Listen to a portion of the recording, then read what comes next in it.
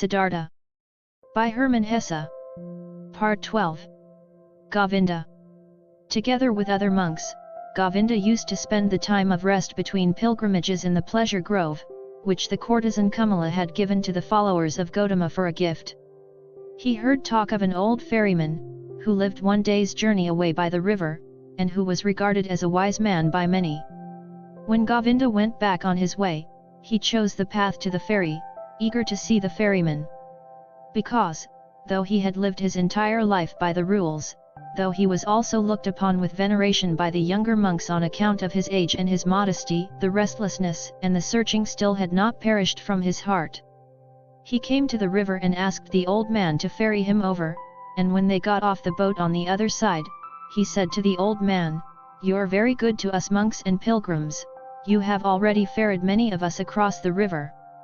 Aren't you too, ferryman, a searcher for the right path?"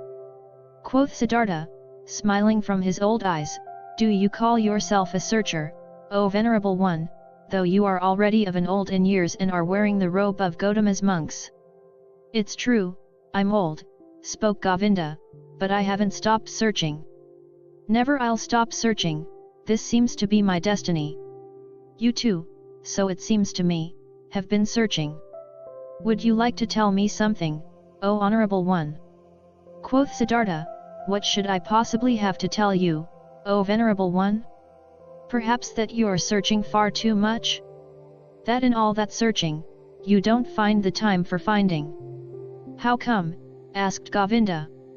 "When someone is searching," said Siddhartha, "then it might easily happen that the only thing his eyes still see is that what he searches for, that he is unable to find anything, to let anything enter his mind, because he always thinks of nothing but the object of his search, because he has a goal, because he is obsessed by the goal. Searching means having a goal. But finding means being free, being open, having no goal.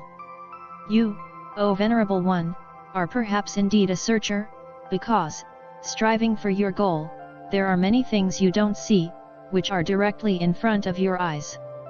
"I don't quite understand yet," asked Govinda, "what do you mean by this?" Quoth Siddhartha, "A long time ago, O venerable one, many years ago, you've once before been at this river and have found a sleeping man by the river, and have sat down with him to guard his sleep. But, O Govinda, you did not recognize the sleeping man." Astonished, as if he had been the object of a magic spell, the monk looked into the ferryman's eyes. "Are you Siddhartha?" he asked with a timid voice. "I wouldn't have recognized you this time as well. From my heart, I'm greeting you, Siddhartha, from my heart, I'm happy to see you once again. You've changed a lot, my friend, and so you've now become a ferryman." In a friendly manner, Siddhartha laughed. "A ferryman, yes. Many people, Govinda, have to change a lot, have to wear many a robe. I am one of those, my dear. Be welcome, Govinda, and spend the night in my hut." Govinda stayed the night in the hut and slept on the bed which used to be Vasudeva's bed. Many questions he posed to the friend of his youth, many things Siddhartha had to tell him from his life. When in the next morning the time had come to start the day's journey, Govinda said, not without hesitation, these words, "Before I'll continue on my path, Siddhartha, permit me to ask one more question. Do you have a teaching? Do you have a faith or a knowledge you follow, which helps you to live and to do right?" Quoth Siddhartha, "You know, my dear, that I already as a young man, in those days when we lived with the penitents in the forest, started to distrust teachers and teachings and to turn my back to them. I have stuck with this. Nevertheless, I have had many teachers since then. A beautiful courtesan has been my teacher for a long time, and a rich merchant was my teacher, and some gamblers with dice. Once, even a follower of Buddha, traveling on foot, has been my teacher. He sat with me when I had fallen asleep in the forest, on the pilgrimage. I've also learned from him, I'm also grateful to him, very grateful. But most of all, I have learned here from this river and from my predecessor, the ferryman Vasudeva. He was a very simple person, Vasudeva, he was no thinker, but he knew what is necessary just as well as Gautama. He was a perfect man, a saint. Govinda said, "Still, O Siddhartha, you love a bit to mock people, as it seems to me. I believe in you and know that you haven't followed a teacher. But haven't you found something by yourself? Though you found no teachings, you still found certain thoughts, certain insights, which are your own and which help you to live. If you would like to tell me some of these, you would delight my heart." Quoth Siddhartha, "I've had thoughts, yes, an insight, again and again. Sometimes, for an hour or for an entire day, I have felt knowledge in me, as one would feel life in one's heart. There have been many thoughts, but it would be hard for me to convey them to you. Look, my dear Govinda, this is one of my thoughts, which I have found. Wisdom cannot be passed on. Wisdom which a wise man tries to pass on to someone always sounds like foolishness." "Are you kidding?" asked Govinda. "I'm not kidding. I'm telling you what I've found. Knowledge can be conveyed, but not wisdom. It can be found, it can be lived, it is possible to be carried by it, miracles can be performed with it, but it cannot be expressed in words and taught. This was what I, even as a young man, sometimes suspected, what has driven me away from the teachers. I have found a thought, Govinda, which you'll again regard as a joke or foolishness, but which is my best thought. It says, the opposite of every truth is just as true. That's like this: any truth can only be expressed and put into words when it is one-sided. Everything is one-sided which can be thought with thoughts and said with words. It's all one-sided, all just one half, all lacks completeness, roundness, oneness. When the exalted Gautama spoke in his teachings of the world, he had to divide it into samsara and nirvana, into deception and truth, into suffering and salvation. It cannot be done differently, there is no other way for him who wants to teach. But the world itself, what exists around us and inside of us, is never one-sided. A person or an act is never entirely samsara or entirely nirvana, a person is never entirely holy or entirely sinful. It does really seem like this, because we are subject to deception, as if time was something real. Time is not real, Govinda, I have experienced this often and often again. And if time is not real, then the gap which seems to be between the world and the eternity, between suffering and blissfulness, between evil and good, is also a deception. How come? Asked Govinda timidly. Listen well, my dear, listen well. The sinner, which I am and which you are, is a sinner, but in times to come he will be Brahma again, he will reach the nirvana, will be Buddha, and now see, these times to come are a deception, are only a parable. The sinner is not on his way to become a Buddha, he is not in the process of developing, though our capacity for thinking does not know how else to picture these things. No, within the sinner is now and today already the future Buddha, his future is already all there, you have to worship in him, in you, in everyone the Buddha which is coming into being, the possible, the hidden Buddha. The world, my friend Govinda, is not imperfect, or on a slow path towards perfection, no, it is perfect in every moment, all sin already carries the divine forgiveness in itself, all small children already have the old person in themselves, all infants already have death, all dying people the eternal life. It is not possible for any person to see how far another one has already progressed on his path. In the robber and dice gambler, the Buddha is waiting, in the Brahmin, the robber is waiting. In deep meditation, there is the possibility to put time out of existence, to see all life which was, is, and will be as if it was simultaneous, and there everything is good, everything is perfect, everything is Brahman. Therefore, I see whatever exists as good, death is to me like life, sin like holiness, wisdom like foolishness, everything has to be as it is, everything only requires my consent, only my willingness, my loving agreement, to be good for me, to do nothing but work for my benefit, to be unable to ever harm me. I have experienced on my body and on my soul that I needed sin very much, I needed lust, the desire for possessions, vanity, and needed the most shameful despair, in order to learn how to give up all resistance, in order to learn how to love the world, in order to stop comparing it to some world I wished, I imagined, some kind of perfection I had made up, but to leave it as it is and to love it and to enjoy being a part of it. These, O Govinda, are some of the thoughts which have come into my mind. Siddhartha bent down, picked up a stone from the ground, and weighed it in his hand. This here, he said playing with it, is a stone, and will, after a certain time, perhaps turn into soil, and will turn from soil into a plant or animal or human being. In the past, I would have said, this stone is just a stone, it is worthless, it belongs to the world of the Maha, but because it might be able to become also a human being and a spirit in the cycle of transformations, therefore I also grant it importance. Thus, I would perhaps have thought in the past. But today I think, this stone is a stone, it is also animal, it is also God, it is also Buddha. I do not venerate and love it because it could turn into this or that, but rather because it is already and always everything, and it is this very fact, that it is a stone, that it appears to me now and today as a stone.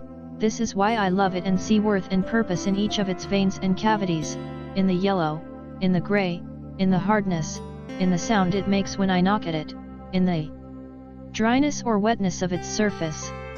There are stones which feel like oil or soap, and others like leaves, others like sand, and every one is special and praise the Om in its own way. Each one is Brahman, but simultaneously and just as much it is a stone, is oily or juicy, and this is this very fact which I like and regard as wonderful and worthy of worship. But let me speak no more of this. The words are not good for the secret meaning. Everything always becomes a bit different, as soon as it is put into words, gets distorted a bit silly, yes, and this is also very good, and I like it a lot. I also very much agree with this, that this what is one man's treasure and wisdom always sounds like foolishness to another person. Govinda listened silently. Why have you told me this about the stone? He asked hesitantly after a pause. I did it without any specific intention. Or perhaps what I meant was, that love this very stone, and the river, and all these things we are looking at and from which we can learn. I can love a stone, Govinda, and also a tree or a piece of bark. These are things, and things can be loved. But I cannot love words. Therefore, teachings are no good for me. They have no hardness, no softness, no colors, no edges, no smell, no taste, they have nothing but words. Perhaps it is these which keep you from finding peace, perhaps it is the many words. Because salvation and virtue as well, sansara and nirvana as well, are mere words, Govinda. There is no thing which would be nirvana, there is just the word nirvana. Quoth Govinda, not just a word, my friend, is nirvana. It is a thought. Siddhartha continued, a thought, it might be so. I must confess to you, my dear, I don't differentiate much between thoughts and words. To be honest, I also have no high opinion of thoughts. I have a better opinion of things. Here on this ferry boat, for instance, a man has been my predecessor and teacher, a holy man, who has for many years simply believed in the river, nothing else. He had noticed that the river spoke to him, he learned from it, it educated and taught him, the river seemed to be a god to him. For many years he did not know that every wind, every cloud, every bird, every beetle was just as divine and knows just as much and can teach just as much as the worshipped river. But when this holy man went into the forests, he knew everything, knew more than you and me, without teachers, without books, only because he had believed in the river. Govinda said, but is that what you call things, actually something real, something which has existence? Isn't it just a deception of the Maha, just an image and illusion? Your stone, your tree, your river, are they actually a reality? This too, spoke Siddhartha, I do not care very much about. Let the things be illusions or not, after all I would then also be an illusion, and thus they are always like me. This is what makes them so dear and worthy of veneration for me, they are like me. Therefore, I can love them. And this is now a teaching you will laugh about. Love, O Govinda, seems to me to be the most important thing of all. To thoroughly understand the world, to explain it, to despise it, may be the thing great thinkers do. But I'm only interested in being able to love the world, not to despise it, not to hate it and me, to be able to look upon it and me and all beings with love and admiration and great respect. This I understand, spoke Govinda. But this very thing was discovered by the Exalted One to be a deception. He commands benevolence, clemency, sympathy, tolerance, but not love. He forbade us to tie our heart in love to earthly things. I know it, said Siddhartha, his smile shone golden. I know it, Govinda. And behold, with this we are right in the middle of the thicket of opinions, in the dispute about words.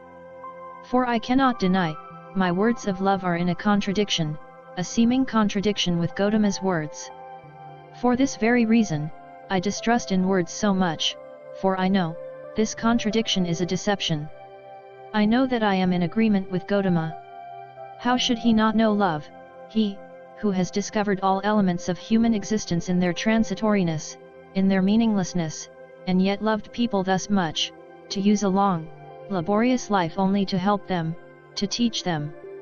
Even with him, even with your great teacher, I prefer the thing over the words, place more importance on his acts in life than on his speeches, more on the gestures of his hand than his opinions. Not in his speech, not in his thoughts, I see his greatness, only in his actions, in his life. For a long time, the two old men said nothing.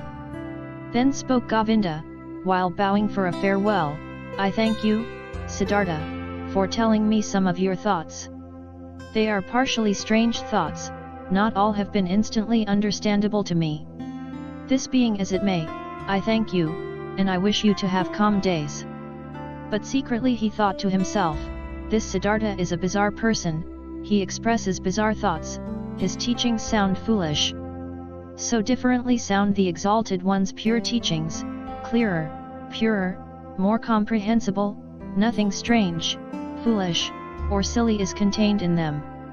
But different from his thoughts seemed to me Siddhartha's hands and feet, his eyes, his forehead, his breath, his smile, his greeting, his walk. Never again, after our exalted Gautama has become one with the nirvana, never since then have I met a person of whom I felt, this is a holy man. Only him, this Siddhartha, I have found to be like this. May his teachings be strange, may his words sound foolish, out of his gaze and his hand, his skin and his hair, out of every part of him shines a purity, shines a calmness, shines a cheerfulness and mildness and holiness, which I have seen in no other person since the final death of our exalted teacher. As Govinda thought like this, and there was a conflict in his heart, he once again bowed to Siddhartha, drawn by love. Deeply he bowed to him who was calmly sitting. Siddhartha, he spoke, we have become old men. It is unlikely for one of us to see the other again in this incarnation. I see, beloved, that you have found peace. I confess that I haven't found it. Tell me, O Honorable One, one more word, give me something on my way which I can grasp, which I can understand. Give me something to be with me on my path. It is often hard, my path, often dark, Siddhartha. Siddhartha said nothing and looked at him with the ever unchanged, quiet smile. Govinda stared at his face, with fear, with yearning, suffering, and the eternal search was visible in his look, eternal not finding. Siddhartha saw it and smiled. Bend down to me, he whispered quietly in Govinda's ear. Bend down to me. Like this, even closer. Very close. Kiss my forehead, Govinda. But while Govinda with astonishment, and yet drawn by great love and expectation, obeyed his words, bent down closely to him and touched his forehead with his lips, something miraculous happened to him. While his thoughts were still dwelling on Siddhartha's wondrous words, while he was still struggling in vain and with reluctance to think away time, to imagine nirvana and samsara as one, while even a certain contempt for the words of his friend was fighting in him against an immense love and veneration, this happened to him. He no longer saw the face of his friend Siddhartha, instead he saw other faces, many, a long sequence, a flowing river of faces, of hundreds, of thousands, which all came and disappeared, and yet all seemed to be there simultaneously, which all constantly changed and renewed themselves, and which were still all Siddhartha. He saw the face of a fish, a carp, with an infinitely painfully opened mouth, the face of a dying fish, with fading eyes. He saw the face of a newborn child, red and full of wrinkles, distorted from crying. He saw the face of a murderer. He saw him plunging a knife into the body of another person. He saw, in the same second, this criminal in bondage, kneeling and his head being chopped off by the executioner with one blow of his sword. He saw the bodies of men and women, naked in positions and cramps of frenzied love. He saw corpses stretched out, motionless, cold, void. He saw the heads of animals, of boars, of crocodiles, of elephants, of bulls, of birds. He saw gods, saw Krishna, saw Agni. He saw all of these figures and faces in 1,000 relationships with one another, each one helping the other, loving it, hating it, destroying it, giving rebirth to it. Each one was a will to die, a passionately painful confession of transitoriness, and yet none of them died, each one only transformed, was always reborn, received evermore a new face, without any time having passed between the one and the other face. And all of these figures and faces rested, flowed, generated themselves, floated along and merged with each other, and they were all constantly covered by something thin, without individuality of its own, but yet existing, like a thin glass or ice, like a transparent skin, a shell or mold or mask of water. And this mask was smiling, and this mask was Siddhartha's smiling face, which he, Govinda, in this very same moment touched with his lips. And Govinda saw it like this smile of the mask, this smile of oneness above the flowing forms, this smile of simultaneousness above the 1,000 births and deaths. This smile of Siddhartha was precisely the same, was precisely of the same kind as the quiet, delicate, impenetrable, perhaps benevolent, perhaps mocking, wise, 1,000-fold smile of Gautama, the Buddha, as he had seen it himself with great respect 100 times. Like this, Govinda knew, the perfected ones are smiling. Not knowing any more whether time existed, whether the vision had lasted a second or 100 years, not knowing any more whether there existed a Siddhartha, a Gautama, a me and a you, feeling in his innermost self as if he had been wounded by a divine arrow, the injury of which tasted sweet, being enchanted and dissolved in his innermost self, Govinda still stood for a little while bent over Siddhartha's quiet face, which he had just kissed, which had just been the scene of all manifestations, all transformations, all existence. The face was unchanged. After under its surface the depth of the 1,000-foldness had closed up again, he smiled silently, smiled quietly and softly, perhaps very benevolently, perhaps very mockingly, precisely as he used to smile, the exalted one. Deeply, Govinda bowed. Tears he knew nothing of, ran down his old face, like a fire burnt the feeling of the most intimate love, the humblest veneration in his heart. Deeply, he bowed, touching the ground, before him who was sitting motionlessly, whose smile reminded him of everything he had ever loved in his life, what had ever been valuable and holy to him in his life. End of Siddhartha.